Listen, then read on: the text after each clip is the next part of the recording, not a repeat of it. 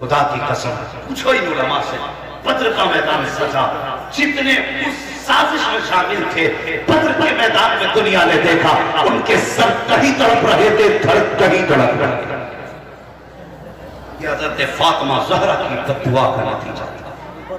वो खुदारा बेटियों से प्यार करो, बेटियों से मोहब्बत करो। कभी कभी बेटे वो नहीं कर पाते जो बेटियां करती, बेटियां कर जाती। जब दुख में दुनिया साथ छोड़ेगी, तेरी बेटी तेरा साथ देगी। जब तू लुक में लिकमे को तरस जाएगा, तो बेटी तुझे खाना खिलाएगा। जिसे तूने जायदाद ना दी, जिसे तूने हक ना दिया, जो शरीयत ने मुकर्रर किया था, खुदा की कसम वो जिंदगी में कभी तुझसे नहीं कहती अब्बा मेरा हक खा के मर गया, कभी नहीं कहती। बेटी तो बेटी होती है सारी जिंदगी। तुम उसका लाख हक खा जाओ, फिर भी वो तुम्हारे लिए जान देने तैयार है। वो जानती है ये जमीन कुछ भी नहीं, मेरा बाप सब कुछ है। वो जानती है जायदाद कुछ भी नहीं, मेरा भाई सब कुछ है। खुदा इन बेटियों के साथ जुल्म न करो। और जो घरों के अंदर किसी की बेटी को सताते हैं, सिर्फ एक बात का जवाब दे दो। कोई बंदा ऐसा है जो ये चाहता हो कि मेरी बेटी को ससुराल में जाके गालियां मिले? नहीं है। कोई बेटा, कोई बाप ऐसा है जो ये चाहे मेरी बेटी को ससुराल जाके ताने मिले? कोई नहीं चाहता। तो सुनो, अगर तुम ये चाहते हो कि ससुराल में तुम्हारी बेटी को इज्जत मिले, तो ये कानून अपना लो, तुम दूसरे की बेटी को इज्जत दो, अल्लाह तुम्हारी बेटी को कोई इज्जत अता फरमाए। तुम दूसरे की बेटी को इज्जत दो, अल्लाह तुम्हारी बेटी को इज्जत दे। बेटियों की इज्जत करो, बेटियों की कदर करो। माँ आका रसूल फकुज़ू, लोगों मेरा महबूब जो तुम्हें दे वो ले लो। हुजूर ने बेटी को रहमत बनाकर पेश किया, रहमत बनाकर पेश किया। और कितने प्यारे अंदाज में हुजूर ने फरमाया, जिसको खुदा ने 3 बेटियां दी, उसने पाला पोसा, इज्जत से रुखसत किया। हुजूर फरमाते हैं उसको जन्नत की जमानत में दे रहे हैं। 2 वाला खड़ा हो गया, हुजूर 3 बेटी वाला जन्नती, मुझ पे तो 2 ही रह गई। मेरे हुजूर ने फरमाया कोई बात नहीं, खुदा के करम का जो दरिया है वो महदूद नहीं है, उसके खजानों में कमी नहीं। हुजूर फरमाते हैं अगर 3 वाला जन्नत दिए तो 2 बेटियों वाला भी जन्नत है। जब 2 बेटी वाला जन्नती हो गया तो फिर 1 वाला दिख रहा होगा, लगता है मेरा भी काम बन ही जाएगा। खुदा की कसम वो जानते थे कौन देता है, देने को मुंह चाहिए, देने वाला है सच्चा हमारा नबी। अरे बोले देने वाला है सच्चा हमारा नहीं नबी। अल्लाह अकबर। 1 वाला भी खड़ा हो गया, हुजूर मुझ पे तो 1 ही बेटी है। हुजूर ने फरमाया जा 3 वाला भी जन्नती, 2 वाला भी जन्नती, 1 वाला भी जन्नती। काम तीनों का बन गया, 3 वाला जन्नती, 2 वाला जन्नती, 1 वाला जन्नती। फिर उसको तो ख्याल आना ही था ना जिस पे बेटी नहीं थी। एक साहबी उठ के खड़े हुए, हुजूर इन पे 3 थी, ये भी जन्नती, इन पे 2 ये भी जन्नती, इन पे 1 ये भी जन्नती। हुजूर मुझ पे तो बेटी नहीं है। मेरे हुजूर ने फरमाया जा, अगर खुदा ने बेटी नहीं दी ना तो बेटी की तमन्ना लेके मर जाना, क़यामत में लावारिस नहीं होगा तो उसका हाथ पकड़ के मैं जन्नत में डाल दूंगा। बेटी की तमन्ना अगर जन्नत दिला सकती है तो बेटी की परवरिश तुम्हें कहां से कहां पहुंचा सकती है। बेटियों की इज्जत दिया करो, बेटियों की कदर किया करो, और किसी की बेटी को रुलाया न करो। बेटी देनी शुक्रिया करो, इसलिए कि बेटे दुआओं से मिल जाते हैं, बेटियां नसीबों से मिला करती, नसीबों से बेटे मिला। इसलिए जरूरी है अब बेटियों की भी इज्जत करें, कदर करें, निकाह को आसान करें। ये जो रस्में चली आ रही हैं, जितनी गैर मुस्लिमों की रस्में थी, आज सब हमारे अंदर मौजूद है, सारी हमारे अंदर। खुदा इन रस्मों को कम करें। पैसे की कसरत है, 1 लाख का तुम आतिशबाजी न करो, मदरसे में आओ, कारी साहब को बुलाओ, अल्लामा साहब से हजरत बताओ बच्चे पानी कौन सा पीते हैं, अगर फ्रिज नहीं है एक फ्रिज का इंतजाम कर दे, अगर पंखा नहीं है तो पंखा लगा दे, कूलर नहीं है कुरान वालों के लिए कूलर का इंतजाम कर दे। हाँ, अगर बिस्तर नहीं है, कोई गरीब तालिब इल्म है, उसके बिस्तर का इंतजाम कर दे। गारंटी है तेरे मरने के बाद तेरे करोड़ों की जायदाद में बेटे तेरे नाम के हर साल 1 लाख रुपए खर्च करेंगे। गारंटी है कोई गारंटी नहीं बेटे। कभी कब्रिस्तान जाके देखा कर, कितनी कब्रों पे ताजा फूल मिलेंगे और कितनी कब्रों पे तो साहिब कोई मिट्टी डालने वाला नजर नहीं है। क्या उनके वारिस नहीं थे? انہوں نے جائیداد نہیں چھوڑی، انہوں نے بھی جائیداد چھوڑی، لیکن بیٹوں نے عیاشیوں میں اڑا دی، آتش بازیوں میں بیٹوں نے اڑا دی۔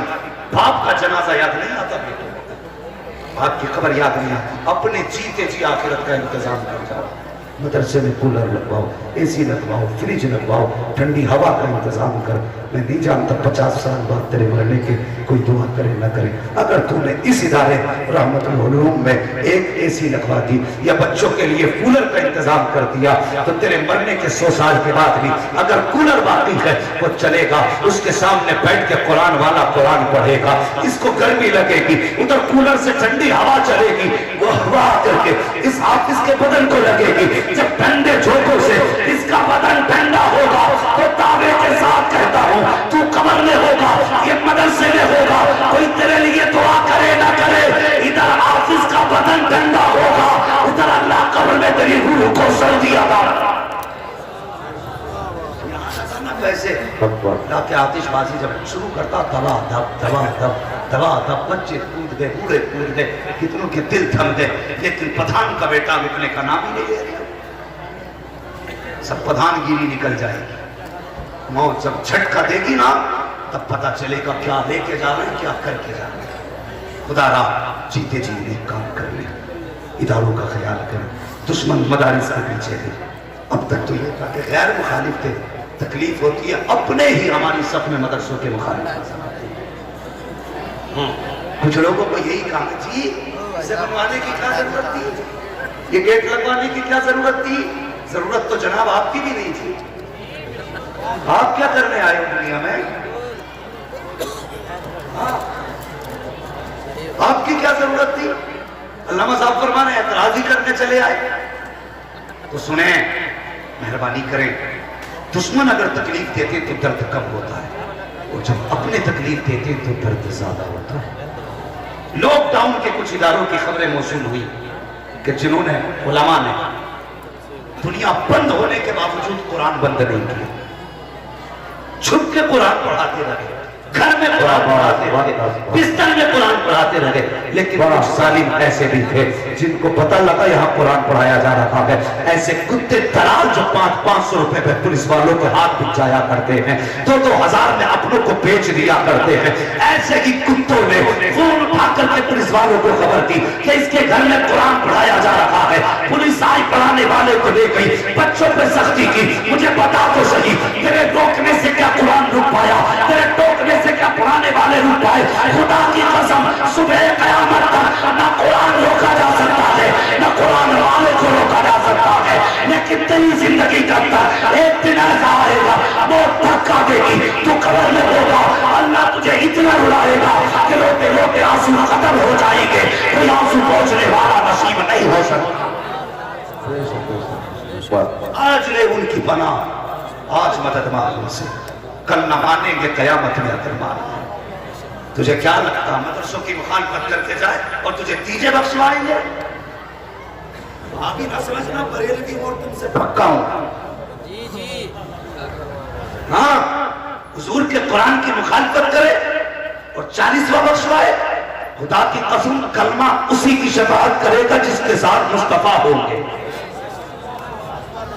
ہاں، اور مصطفیٰ اس کے ساتھ ہوں گے جو ان کے مشن کے ساتھ ہوگا، جو ان کے مشن کے خلاف ہوگا تو پھر خیریت نہیں، مننا ہے کہ جیتے جی قرآن کی خدمت کر جائے۔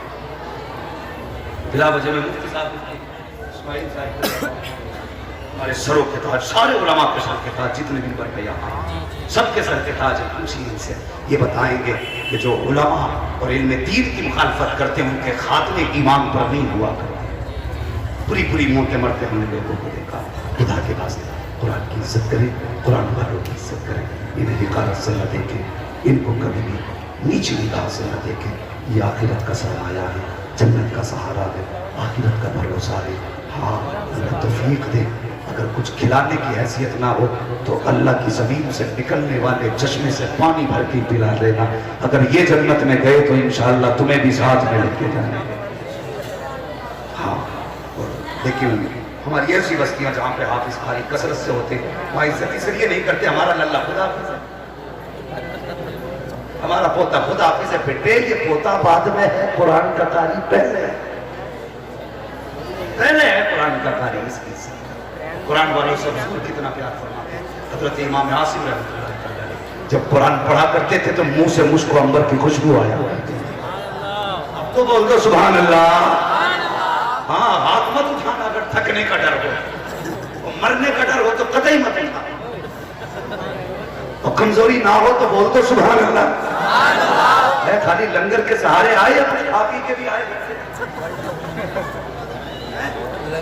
کھا پی کے بھی آیا کرو تو سبحان اللہ کہنے کا سہارا بنا رہا۔ اگر کھا کے آئیں تو ذرا زور سے کہتے ہیں رسول اللہ۔ اللہ سلامت رکھے۔ اب بھی ایسا لگ رہا جلسہ شروع ہوا ہے مگر بات آخری ختم کرنے لگا ہوں۔ حضرت امام عاصم رحمۃ اللہ علیہ آپ جب قرآن پڑھتے تھے تو منہ سے مجھ کو عنبر کی خوشبو آتی تھی۔ شاگرد کہنے لگے حضور کیا بات ہے، کچھ دن سے دیکھ رہے ہیں منہ سے مجھ کو عنبر کی خوشبو آ رہی ہے۔ حضرت جی 4 سال سے خدمت میں ہیں لیکن کچھ مہینوں سے مشک کی خوشبو آ رہی ہے۔ تو امام عاصم فرمانے لگے بیٹے اس میں ایک راز ہے۔ کہنے لگے حضرت بتاؤ نا۔ تو فرمانے لگے راز تب تک راز ہے جب تک بتایا نہ جائے، جب بات کھل گئی تو راز راز نہیں رہتا۔ تو کچھ شاگرد استاد کے منہ چڑھے ہوتے، نہیں بتاؤ حضرت۔ تو فرمانے لگے ایک دن نا میری آنکھ لگی، خواب میں حضور تشریف لے آئے۔ بولو یار سبحان اللہ۔ خواب میں حضور تشریف لے آئے اور مجھ سے کہنے لگے عاصم ذرا قرآن پڑھ کے سنا۔ فرماتے میں نے قرآن پڑھنا شروع کیا، جب میں قرآن پڑھ رہا تھا حضور اپنے لب میرے لبوں پہ رکھ رہے تھے۔ کہتے ہیں جب سے حضور نے میرے لبوں پہ اپنے لب رکھے ہیں، خدا کی قسم جب قرآن پڑھتا ہوں منہ سے مجھ کو عنبر کی خوشبو آیا ہے۔ وہ جماعت ہے جب یہ قرآن پڑھے تو حضور مسکرایا کرتے ہیں۔ کوئی نہ کہتے ہیں زکوٰۃ کھانے والا جا رہا ہے، کیا کر یہ زکوٰۃ والا نہیں، یہ بخشش والا جا رہا ہے، یہ چندے والا نہیں، یہ اللہ والا جا رہا ہے۔ ان کی عزت کیا کرو، ان کی قدر کیا کرو، علماء کی خدمت کرو۔ حضور قرآن ہمیں اس کا پورا خیال کریں۔ دنیا مٹانے پہ لگی ہے، مٹائے جتنی طاقت چاہے لگا لے، اور حضور کے غریب امتیوں سے اتنی گزارش ہے اب تم مدرسے کے کاندھے سے کاندھا لگا کے کھڑے ہو جاؤ اور ان علماء سے کہہ دو قرآن پڑھانا تمہارا کام ہے، خرچے اٹھانا ہمارا۔ تمہارے گھر میں کمی نہ آئے کہ اللہ سے تجارت کرو، توفیق دے تو ایک وقت کا کھانا اس رات بہت ہو چکی ہے، وقت کافی ہو چکا ہے۔ میرے بولنے کا صاحب لفظ جو خطائے لفظ سے سرزد ہوئی ہیں مولا اپنے حبیب کے سب تمام خطاوں کو معاف فرمائے، بچوں کی غلطیوں کو معاف فرمائے۔ کائنات زندگی میں دیا ساتھ پھر ہوگی ملاقات، چمن رہا پھول کھلیں گے، زندگی رہی پھر ملیں گے، مسافر ہیں ہم بھی مسافر ہو تم بھی، کسی موڑ پر پھر ملاقات ہوگی۔ فقیران آئے صدا کر چلے، صدا خوش رہو، یہ دعا کر چلے۔ سارے لوگ کلمہ شریف پڑھ لیجئے، لا الہ الا اللہ محمد رسول اللہ۔